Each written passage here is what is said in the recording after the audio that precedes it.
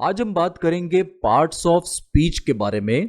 ठीक है, मैं आपको इंट्रोड्यूस करवाऊंगा पार्ट्स ऑफ स्पीच से, जो मेरे हिसाब से अंग्रेजी का बहुत इंपॉर्टेंट टॉपिक है, बहुत ही इंपॉर्टेंट। आप देखेंगे कि ये क्यों इतना इंपॉर्टेंट है। ठीक है, तो आज से हम शुरुआत करने वाले हैं introduction two parts of speech की, और ये सिर्फ पार्ट 1 है। मैंने introduction two parts of speech को कई पार्ट्स में डिवाइड किया है। उसके पीछे कारण यह है कि आपको अच्छे से मैं बता पाऊं, आपको अच्छे से मैं समझा पाऊं पार्ट्स ऑफ स्पीच के बारे में। हालांकि यह सिर्फ इंट्रोडक्शन होगा, मैं सिर्फ इंट्रोड्यूस करवाऊंगा। आप समझ सकते हैं कि कितना इंपॉर्टेंट है कि मुझे इन्हें पार्ट्स में डिवाइड करना पड़ा। ठीक है, तो introduction two parts of speech हमारा इस लेक्चर का नाम है।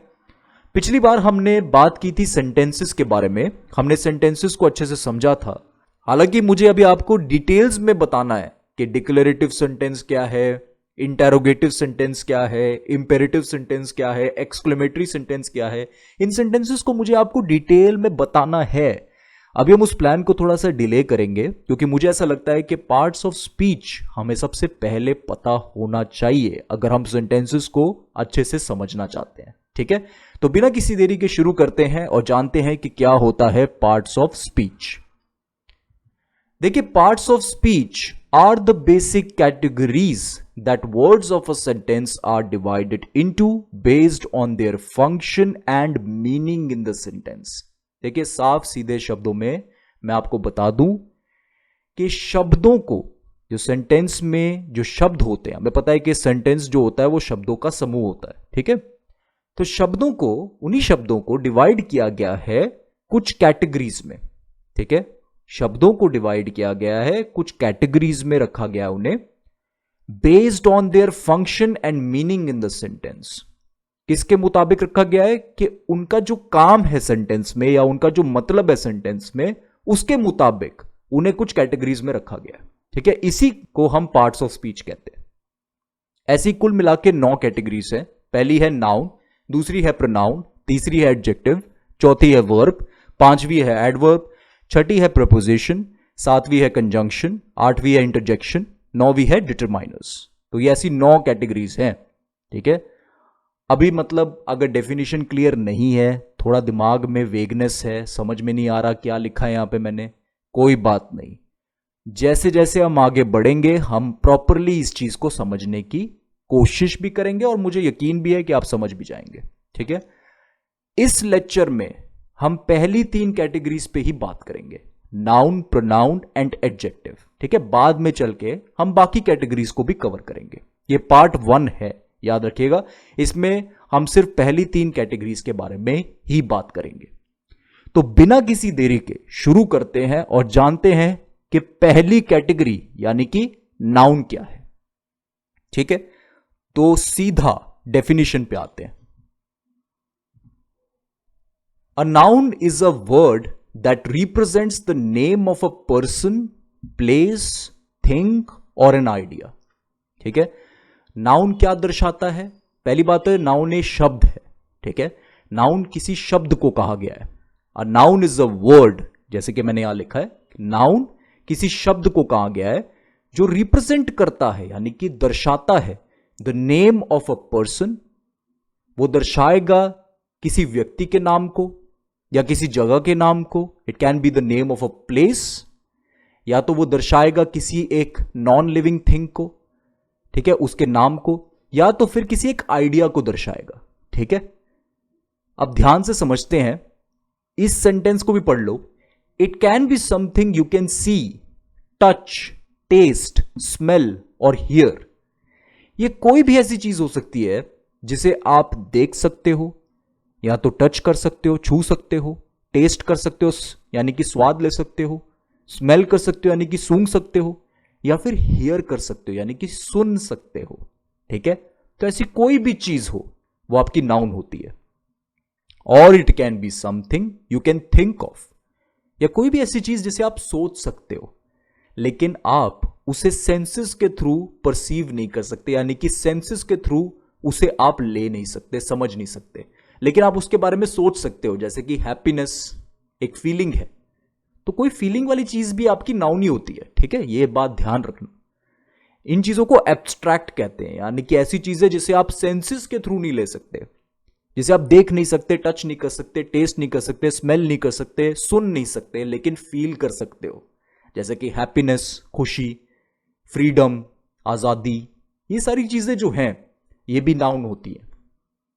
ठीक है, तो एग्जांपल्स देख लेते हैं। पहला एग्जांपल है डॉग, कुत्ता। अब ये नाउन क्यों है? ये नाउन इसलिए है क्योंकि हम इसे देख सकते हैं। ठीक है, मैंने अभी अभी बताया a noun can be something you can सी, यानी कि नाउन वो हो सकता है जिसे आप देख सकते हो। हम कुत्ते को देख सकते हैं, इसे हम टच भी कर सकते हैं, तो ये क्या हुआ? नाउन हो गया। उसी प्रकार म्यूजिक, म्यूजिक को हम सुन सकते हैं ना, तो ये क्या हुआ? नाउन। डोनट, डोनट को हम देख भी सकते हैं, टच भी कर सकते हैं और इसे टेस्ट भी कर सकते हैं, है ना, तो ये क्या हुआ? नाउन। फ्लावर्स को स्मेल कर सकते हैं, देख भी सकते हैं, टच भी कर सकते हैं, तो ये क्या हुआ? नाउन। ठीक है, तो बड़ी सीधी सी सरल सी बात है, नाउन क्या होता है ये समझ में आ रहा होगा। अब हैप्पीनेस, मैंने बताया ना, ऐसी कोई चीज जिसे हम फील कर सकें, ठीक है, वो भी नाउन होता है। हैप्पीनेस, कामनेस या फिर लव, लव एक फीलिंग है, तो ये भी क्या है? ये नाउन है। इसके अलावा फ्रीडम, जैसे मैंने बताया, इसे हम फील कर सकते हैं ना, तो ये भी नाउन है।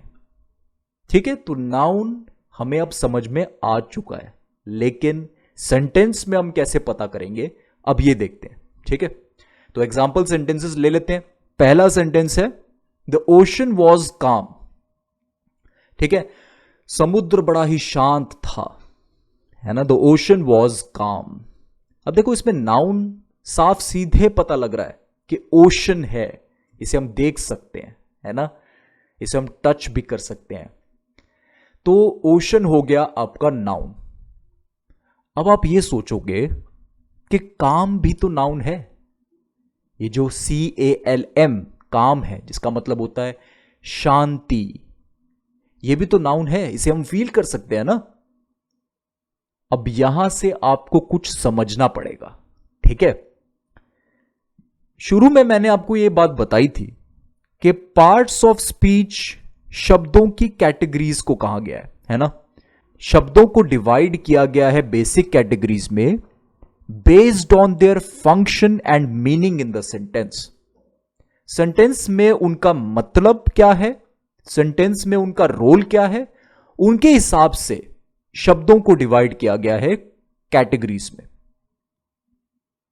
हमने नाउन देखा, यहां पे जो काम है उसका मतलब और उसका जो रोल है इस सेंटेंस में, वो हमें समझना पड़ेगा अगर हमें यह जानना है कि यह नाउन है या नहीं। समझ में आई बात? तो ऐसे देख के सेंटेंस में किसी शब्द को इमीडिएटली यह बोल देना कि यह नाउन है, वो गलत होगा। ठीक है, इस बात को दिमाग में बिठा लीजिए।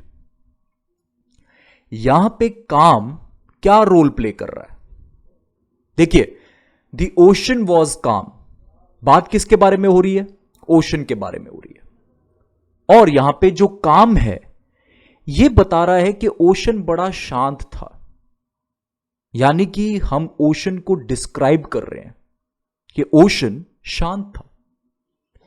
तो काम दरअसल ओशन जो नाउन है उसको डिस्क्राइब करने का काम कर रहा है। और जब कोई शब्द किसी नाउन को डिस्क्राइब करने का काम करे, उसके बारे में कुछ बताए, कोई एडिशनल इंफॉर्मेशन दे, तो उसे कहते हैं एडजेक्टिव, जिसके बारे में हम बात करेंगे। मैंने आपको अभी ही बता दिया कि एडजेक्टिव क्या होता है। ठीक है, जरूरी भी था क्योंकि यहां कंफ्यूजन हो सकती है। मैंने अभी भी बताया कि नाउन कोई ऐसी चीज होती है जिसे हम फील भी कर सकते हैं, लेकिन हमें हमेशा जब भी देखना है, हमें यह देखना है कि उस सेंटेंस में उस शब्द का रोल क्या है। यहां पे काम जो है इस नाउन को, ओशन को मॉडिफाई करने का, डिस्क्राइब करने का काम कर रहा है। तो यह क्या हुआ? एडजेक्टिव हुआ, यह नाउन नहीं है अब। ठीक है, अब मैं दूसरा सेंटेंस देता हूं आपको। दूसरा सेंटेंस है कामनेस इज डिवाइन। अब यहां पे कामनेस जो है वो नाउन है। ध्यान से देखिए, कामनेस किसी को मॉडिफाई करने का काम नहीं कर रहा, कामनेस किसी को डिस्क्राइब करने का काम नहीं कर रहा, बल्कि इस सेंटेंस में कामनेस के बारे में बात हो रही है, तो ये नाउन हुआ। बात समझ में आई? लेकिन डिवाइन जो है वो इसको डिस्क्राइब करने का काम कर रहा है, कामनेस को डिस्क्राइब कर रहा है, कह रहा है कि जो शांति है ना वो बड़ी ही गॉडली फीलिंग है ना। डिवाइन मतलब ऐसा होता है दिव्य फीलिंग, बड़ी दिव्य सी चीज है। तो कामनेस तो है ही है दिव्य सी चीज, इसमें तो कोई शक नहीं है। तो ये डिवाइन जो है वो एडजेक्टिव हुआ यहां पे। समझ में आई बात आपको? तो ये हमेशा देखना पड़ता है कि शब्द का एक सेंटेंस में क्या रोल है, उसके अकॉर्डिंग उसे कैटेगरी देनी पड़ती है। यही मैंने शुरू में बताया था। बात समझ में आ गई होगी अब, ठीक है? तो नाउन हमने समझ लिया, अब आगे बढ़ते हैं प्रोनाउन की तरफ, ठीक है? तो क्या होता है जी pronoun? A pronoun is a word that is used to replace a noun in a sentence. मेरे हिसाब से प्रोनाउन सबसे आसान कैटेगरी है समझने की। Pronoun is a word, pronoun एक ऐसा शब्द है जो दरअसल किसी नाउन को रिप्लेस कर सकता है, नाउन को रिप्लेस कर देता है, ठीक है? अब समझने की बात तो यह है कि नाउन को रिप्लेस करने की जरूरत क्यों पड़ी, है ना? यहां पे देख लेते हैं। Instead of repeating a noun again and again in a sentence, कई बार ऐसे होता है कि हम सेंटेंस में एक नाउन को बार बार रेफर कर रहे होते हैं, ठीक है, बार बार यूज कर रहे होते हैं। तो यहां लिखा है कि instead of repeating a noun again and again in a sentence we can use a pronoun to refer back to the noun, ठीक है? बार बार नाउन को सेंटेंस में लिखने की बजाय हम प्रोनाउन का इस्तेमाल करके उस नाउन को रेफर कर सकते हैं। अब अगर अब नहीं समझ में आ रहा तो एग्जाम्पल से समझ में आ जाएगा। यहां एग्जाम्पल ले लेते हैं। Maria finished her homework and now Maria is going for a walk. इसमें नाउन क्या है? देखिए वैसे तो मल्टीपल नाउन्स हैं इसमें, यहां पे एक नाउन तो बड़े आराम से समझ में आ रहा है कि मारिया नाउन है, क्योंकि मारिया नाम है किसी इंसान का, है ना? तो ये हुआ नाउन। तो मारिया जो है वो नाउन है, इसमें कोई शक वाली बात नहीं है। और मारिया को मैंने यहां पे 2 बार यूज किया है, यहां पे भी यूज किया है मारिया को, तो मतलब रिपीटिशन हो रहा है नाउन का, ठीक है? अब बार बार मारिया मारिया मारिया मारिया लिखने से अच्छा यह है कि हम प्रोनाउन का इस्तेमाल कर लें, ठीक है? देखिए लड़कों के लिए यूज किया जाता है ही और लड़कियों के लिए यूज किया जाता है शी। तो ही और शी क्या है? हमारे प्रोनाउन है, ठीक है? तो हम इस सेंटेंस को कुछ ऐसे लिख सकते हैं कि Maria finished her homework and now she is going for a walk, ठीक है? मारिया किसी लड़की का नाम है, तो मारिया ने अपना होमवर्क खत्म कर लिया है, अब वो वॉक के लिए जा रही है, ठीक है? तो शी क्या हुआ? वो रेफर कर रहा है मारिया को, है ना? तो शी दरअसल मारिया को ही दर्शा रहा है। तो यहां पे हम ये सोच सकते हैं कि मारिया ही लिखा है, लेकिन दरअसल प्रोनाउन है शी। तो प्रोनाउन दरअसल एक ऐसा शब्द होता है जो नाउन को रिप्लेस कर देता है, ठीक है? तो ये तो बड़ा सिंपल सी बात थी। तो हमने जान लिया कि प्रोनाउन क्या होता है। अब आगे बढ़ते हैं, एडजेक्टिव के बारे में जान लेते हैं। An adjective is a word that describes और मॉडिफाइज अ नाउन और अ प्रोनाउन। हमने पहले ही समझ लिया है कि एडजेक्टिव क्या होता है।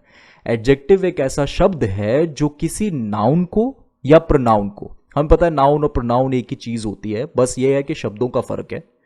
An adjective is a word that describes और मॉडिफाइज अ नाउन और अ प्रोनाउन। वो डिस्क्राइब करने का काम करता है, एडिशनल इंफॉर्मेशन देता है एडजेक्टिव नाउन या प्रोनाउन के बारे में, ठीक है?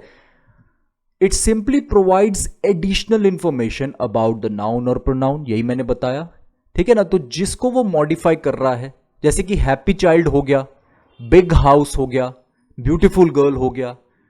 अगर मैं खाली चाइल्ड लिखूं तो ये तो हो गया नाउन। अगर मैंने हैप्पी चाइल्ड लिखा तो ये क्या हो गया? इसमें हैप्पी है एडजेक्टिव, बिग क्या है? एडजेक्टिव है। बिग हाउस, ब्यूटीफुल गर्ल, खूबसूरत लड़की, तो यहां पे लड़की खाली होती तो वो नाउन है, लेकिन यहां पे मैंने ब्यूटीफुल गर्ल लिखा है, इसका मतलब ब्यूटीफुल जो है वो एडजेक्टिव है, ये उसको मॉडिफाई कर रहा है ना? अब एग्जाम्पल भी देख लेते हैं। The fluffy cat slept on the soft blanket. बड़ा ही सिंपल सा सेंटेंस है, इसमें तो बड़े आराम से आप बता सकते हैं।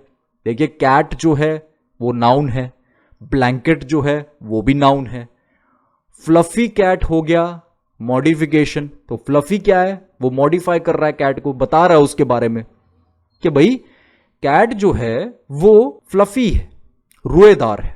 तो फ्लफी क्या हो गया, एडजेक्टिव हो गया। उसी तरीके से सॉफ्ट ब्लैंकेट लिखा है यहां पे, खाली ब्लैंकेट नहीं लिखा, कि ब्लैंकेट बड़ा सॉफ्ट है, बड़ा ही रुएदार है, बड़ा ही मजेदार है, तो सॉफ्ट है। तो सॉफ्ट क्या हो गया, एडजेक्टिव हो गया। मतलब समझ में आ गया होगा एडजेक्टिव का क्या है, बड़ा सीधा सा मतलब है। एडजेक्टिव डिस्क्राइब करता है नाउन को या प्रोनाउन को, उसके बारे में कुछ एडिशनल इंफॉर्मेशन देता है। तो ये हो गए हमारे एडजेक्टिव्स। ठीक है, तो हमने 3 चीजें बड़े अच्छे से समझ ली हैं। तो समरी देख लेते हैं फटाफट।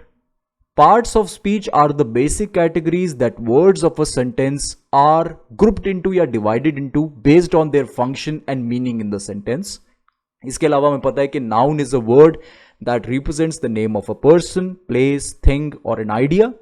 हमें प्रोनाउन भी पता है कि pronoun is a word that is used to replace a noun in a sentence, यही हमने देखा था। फिर हमें एडजेक्टिव भी पता है कि adjective is a word that describes और मॉडिफाइज अ नाउन और अ प्रोनाउन। ठीक है, तो इसका मतलब हमने समझ लिया, इस लेक्चर को अच्छे से जान लिया है। तो बहुत बहुत धन्यवाद आपका इस लेक्चर को देखने के लिए। आगे हम जानेंगे पार्ट्स ऑफ स्पीच की बाकी की कैटेगरीज। ठीक है, तो मिलते हैं जल्द से जल्द पार्ट 2 पे।